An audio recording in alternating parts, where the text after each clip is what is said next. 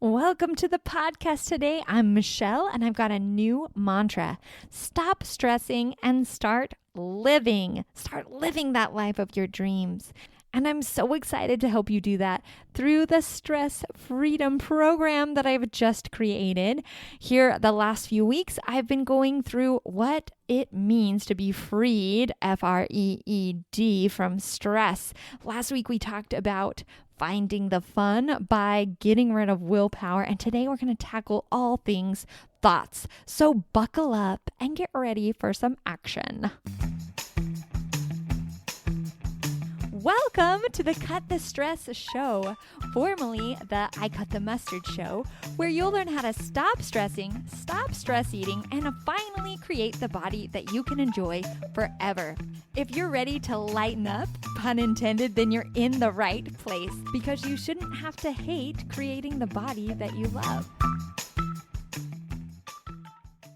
All right, it isn't like we haven't talked about thoughts before. I feel like we're always talking about thoughts, but again, in this episode, I'm just going to review and a bunch of things that we've talked about so far on this show and just kind of put them together in a way that you might not have heard them or thought about them so that you can just open up your mind and use them in new ways. That's what we're all about. So again, just a quick review. This is the Cut the Stress show, so we've got to remember what stress is.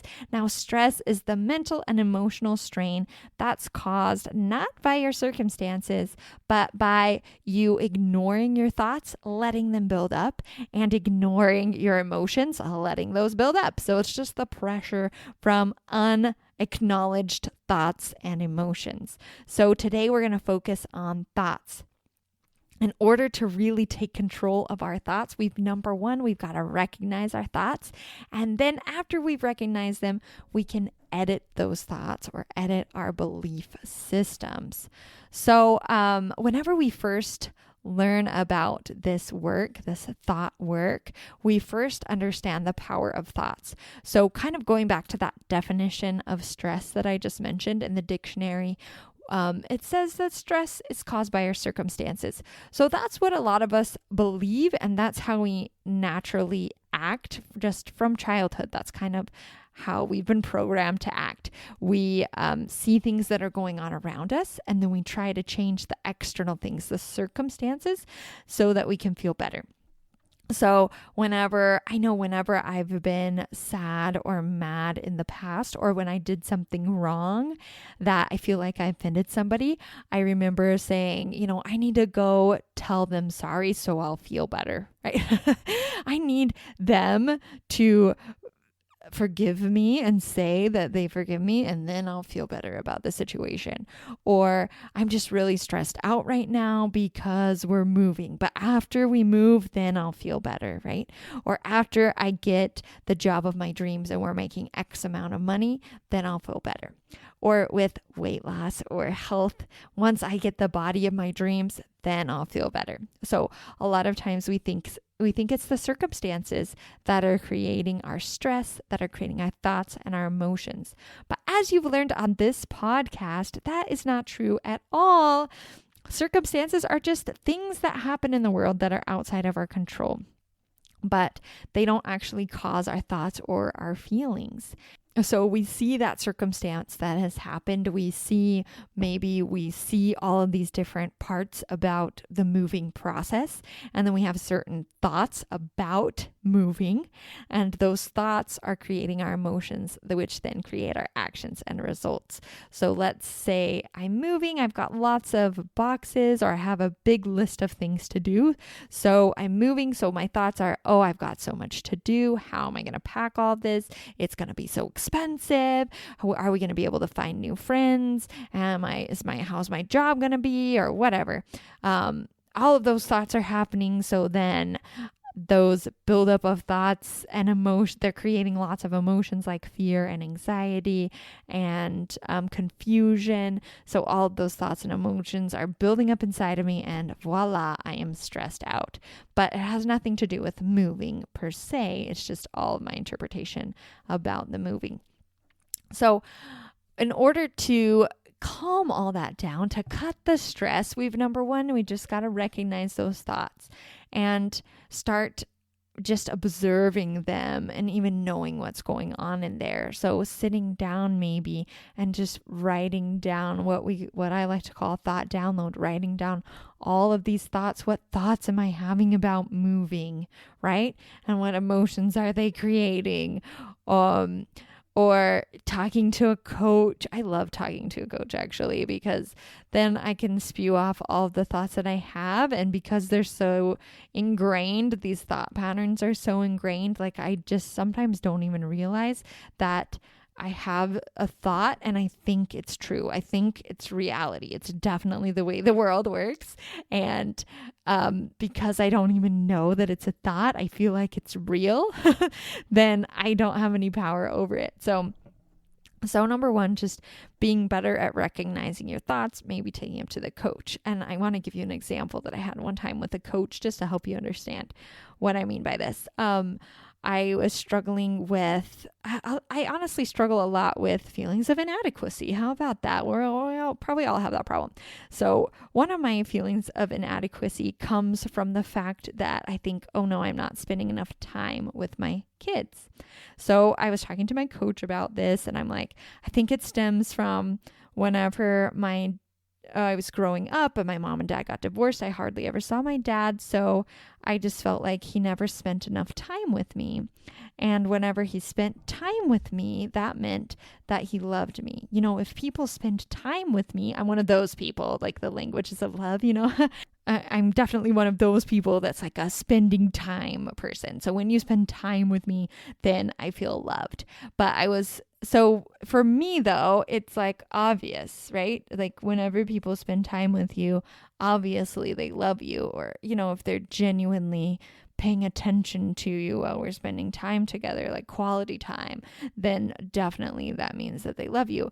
But the coach was like, well, you know, time and love aren't the same thing, right? Like time doesn't equal love. This is impossible. So for me though, that was like mind blowing. Oh yeah, you know what? Time and love are totally different things. Just because someone spends time with me doesn't necessarily mean that they love me. And it doesn't mean that I'm going to feel their love either, right? So I feel loved whenever I'm having thoughts that create the emotion of love. And it's not necessarily the time that they're spending with me. So recognizing those thoughts, number one, that's the key. And then editing your beliefs. So after you recognize them, then we can edit those beliefs. So with my example with time and love, then now I've recognized that is my thought, that time equals love. And I can choose to keep believing that, or I can choose to kind of question that and change my belief about it. So maybe I believe that love actually comes from, thoughts that I have about somebody else is whenever I feel love. Or maybe I decide that I'm just going to act with love towards my kids and do my best. And then I know that they just get to choose whether or not they feel loved, and it really has nothing to do with me, and it has nothing to do with time. It has everything to do with their thoughts about what's going on when we're together, right? Or their thoughts about me. So I can change those beliefs and find beliefs that serve me. So here I want to talk a little bit about stages of growth through this process, which I mentioned a little bit whenever I was going through my freed framework with you. But whenever we start this journey of understanding ourselves and trying to change ourselves and recognizing that thoughts are creating our feelings, which is creating our reactions and results, there's just like a lot of phases and realizations that we go through. So the first one, maybe before you understand about thoughts and thought work, then you're stuck in the stage of disempowerment, where you feel like everybody else around you is causing your emotions, and where you feel like circumstances are causing your problems and your results and your emotions, right? So just going back to moving. So that first stage is disempowerment. It could also be a stage of just being maybe blindness, that you just don't know that you have power, because you feel like everything around you controls your life. So that's the first stage. So then you come upon my podcast or some other life coach's podcast, and you realize that thoughts or some other great literature, I'm sure this is everywhere, but you realize that thoughts are really what is creating your feelings and your actions and results. So then you enter this stage where you start to recognize those thoughts and you want to swap them out, right? So in the first stage, we kind of have blindness and disempowerment, and our action is to go and change the circumstances so that we feel better. It's to change the moving, to change our job, to change our husband, right? And get a new one, right? So that was the first stage. So in the second stage, we kind of are still doing that same thing. We realize though that instead of changing the circumstance, oh no, now I really need to change my thoughts. So we still want to be in control though, but now we're just trying to swap thoughts around. And what thoughts can I get that'll get me the result? Which I think is a really helpful and great stage to have. And it's just all part of growth. But I think there's another stage or more levels that you can get to where instead of running around trying to swap those thoughts all the time, instead you start to just let them flow in and out, and maybe just let them be there without affecting you. You listen to them, you acknowledge them, and then you let them go. And I think this is a really important, a stage that you can have those thoughts come in. You're not freaking out about them. You maybe even let the feelings come with those thoughts, but you're not freaking out about them. You're just letting them be part of your experience. And you know that things don't have to be perfect. You know that sometimes life is not sunny and happy, and sometimes you don't want it to be sunny and happy.